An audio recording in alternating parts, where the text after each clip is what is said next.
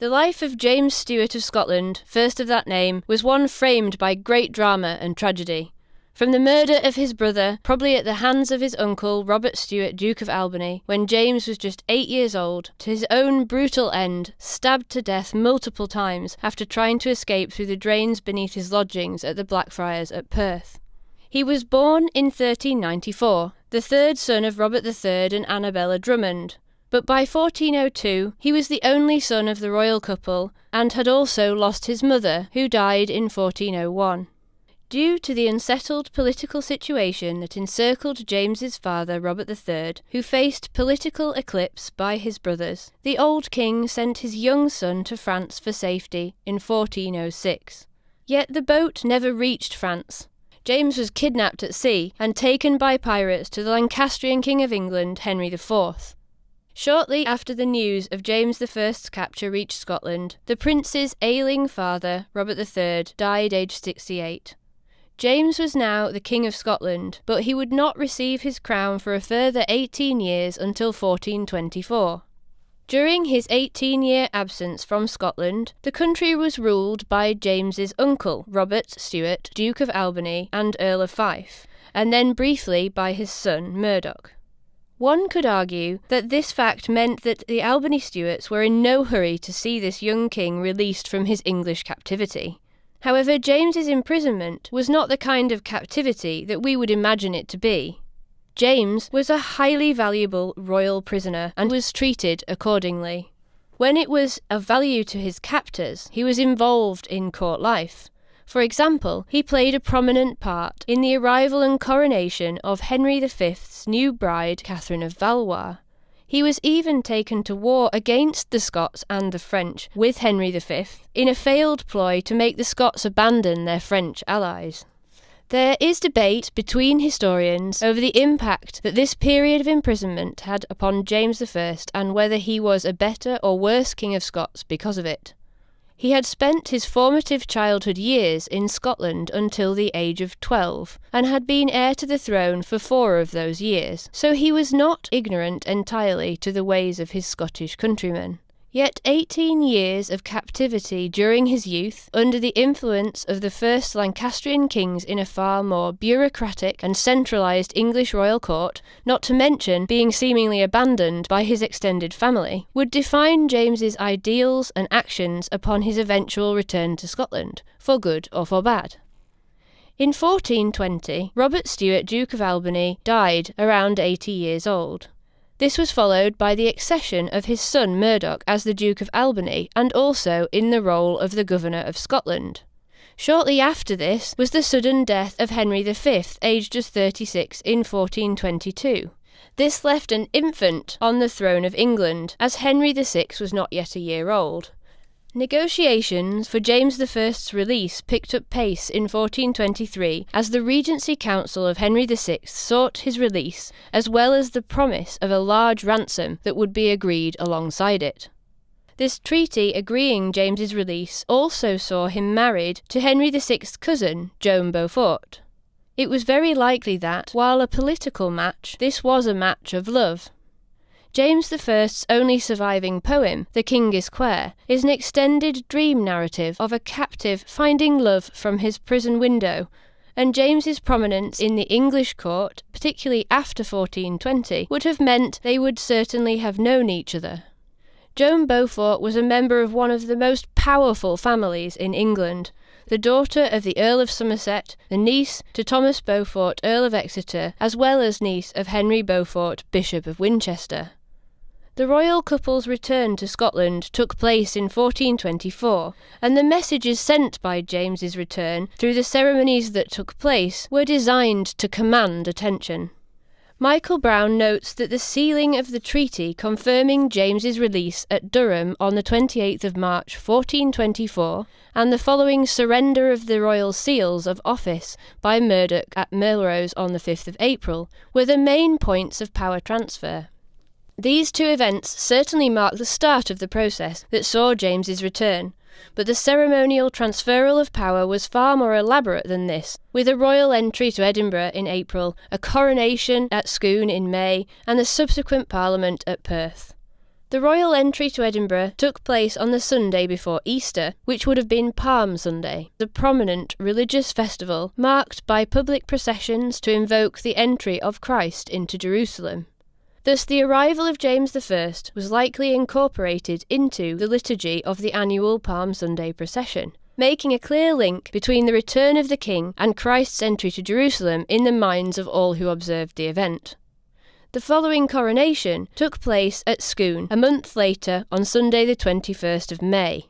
James was crowned alongside his English bride Joan Beaufort in the Abbey Church before undertaking the traditional Scottish enthronement ritual outside on the Moot Hill. There was a clear desire to link his coronation firmly to a parliament, a meeting of his estates, which he held in Perth, and this was the first since the death of Robert III in 1406. Despite Albany's elevated status as governor during James I's absence, there had only been general councils during the interim. The monarch alone had the right to call a parliament in the early 15th century. The importance of the parliament in consolidating James's royal authority and projecting his singular right to the position at the top of the hierarchy on his return was paramount. The Parliament and coronation ceremony were truly royal occasions that no noble, however powerful, could utilise in competition with the king. James also used the traditional privilege of Murdoch, Duke of Albany, in his role as the Earl of Fife, to enthrone the king as a further tangible demonstration of the transferal of power. The act of Murdoch placing the king on the throne offered a visual confirmation of James's return and the final stage in the governor's handing over of power. It was also the final official ceremonial duty undertaken by the Duke before his arrest and execution the following year. Thus, through a ceremony that was admittedly undertaken on a shoestring, as far as financial accounts can attest, James I made clear and absolute ceremonial statements about his royal authority. It would appear that, though observant of key traditional connections to his political community, James's mode of display can have left little doubt in the minds of those who witnessed the events of spring 1424 that the king had returned in a different and far more forceful shape than he had been seen for decades. James I's royal building projects, Linlithgow Palace and the Carthusian Charter House at Perth, epitomised the kind of king that James was. One was a palace, the first to be built in Scotland, marking a significant shift from defensive castle to the luxurious palace in which an impressive court could be housed and high-ranking guests entertained. The other was the first royal religious foundation in Scotland for well over a century, and the only Carthusian charter house in Scotland. The importance of these buildings to James's projections of kingship can be found in his use of them in royal ceremony and diplomatic relations. The prime example of this is the marriage negotiations that took place for his eldest daughter Margaret. For the first time since the Wars of Independence, Scotland's king sought continental marriages for his children, and James aimed high, as we might expect, for his eldest daughter. Margaret was intended for the heir of Charles VII, the King of France. From the arrival of the first splendid escort from France to renew old alliances in 1428, James made sure his prominent building projects were woven into the itinerary of the French guests.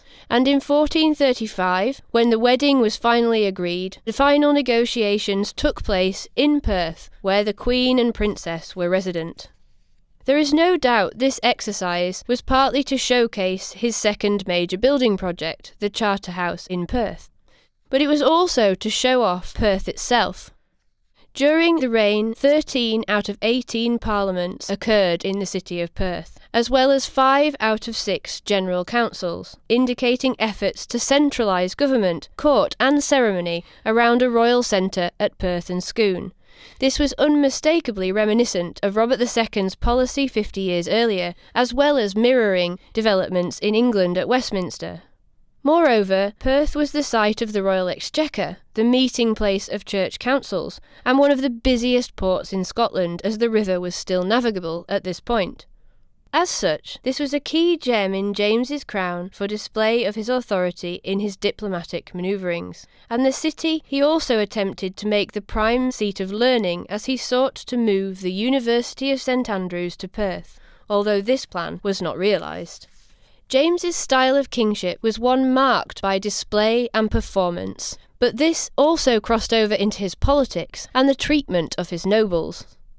The destruction of the Albany Stuarts, with his cousin Murdoch tried and executed for treason the year after James's return to Scotland, was a clear message through performance of quite a different kind. The same could be said for James's dealings with the Lord of the Isles. He was saved from execution at his first capture in 1428 by the stage-managed intercession of Joan, the Queen, and the bishops of Scotland, and he made his second submission in 1429, naked except for his underwear, on bended knee at Holyrood Abbey. Yet James's style of kingship came at a high cost, both in terms of money and in terms of his relationship with the realm, the latter partially due to the former. Scotland was not England. The history of Scotland had shaped a significantly different working relationship between the monarch and those who sat in Parliament. But James's brand of centralised kingship was one which echoed Lancastrian England, and differed from that which had come previously to such a degree that it caused ruptures in the fabric of Scottish society. These ruptures exploded on a number of occasions, for example, with the tightening grip of the Scottish Parliament on James's expenditure, but also far more visibly in the rebellions of nobles and others. The most notable example came in the Parliament following the Scottish failure at the Siege of Roxburgh in 1436, when Sir Robert Graham accused the king of being a tyrant and attempted to have him arrested. This was an epic failure of judgment on Graham's part, for no one stood in support of his motion. However, it would be Graham who would function at the heart of the conspiracy to murder James I. The murder of James I, attacked in his royal lodgings at the Blackfriars in Perth late one February night in 1437, changed the course of Perth's history forever. The English account, written by John Shirley, as well as multiple Scottish sources, record the murder in gruesome details. This was certainly not the end that James I would have imagined for himself. However, the fact that he was preparing for death, even in life, and despite being young, is clear from the minimal financial cost in readying his tomb at the Charterhouse. This monumental memorial to James and Joan, for it would have been a double tomb, was almost complete by the time that James died. The figure most overlooked in the days and weeks preceding James's murder is his wife, and the mother of his young heir, Joan Beaufort. Shirley's account of the murder clearly expresses her vital role in the capture of James's murderers. James and Joan were a formidable pairing, and James had made pronounced moves to have her recognised as second person of the realm. For example, in 1428 and again in 1435, Parliament swore oaths of fealty to her. While such favour of his queen may have caused tensions within Scotland, Joan rose to the challenge of second person of the realm and as guardian of her son in the year following the murder. Her first action was to lay out her husband's wounded body in public for his wounds to be observed by all, including a visiting papal legate who wept over the body, claiming he would take the cause of making James a martyr to the Holy See. Joan was also central to the organisation of the child King James II's coronation on the 25th of March 1437. This coronation, however, did not take place at Scone, but at Holyrood, in the Canongate at Edinburgh. The traditional inaugural place of King of Scots, Scone, was abandoned due to its proximity to Perth and the murder of the king. The Scottish coronation only returned to Scone and Perth on two further occasions. Once in 1488 for the coronation of James IV after the murder of James III, and again much later in 1651 for Charles II during the Civil War on the British Isles. The spell had been broken and Perth's prominence as a royal hub disintegrated. Its next major role was that in the Reformation, and this would lead to the destruction of the Charterhouse and of Blackfriars. This project intends to readdress Perth's medieval importance as a starting point for a wider re-engagement of the community with the history and heritage of these forgotten important moments of Perth's past.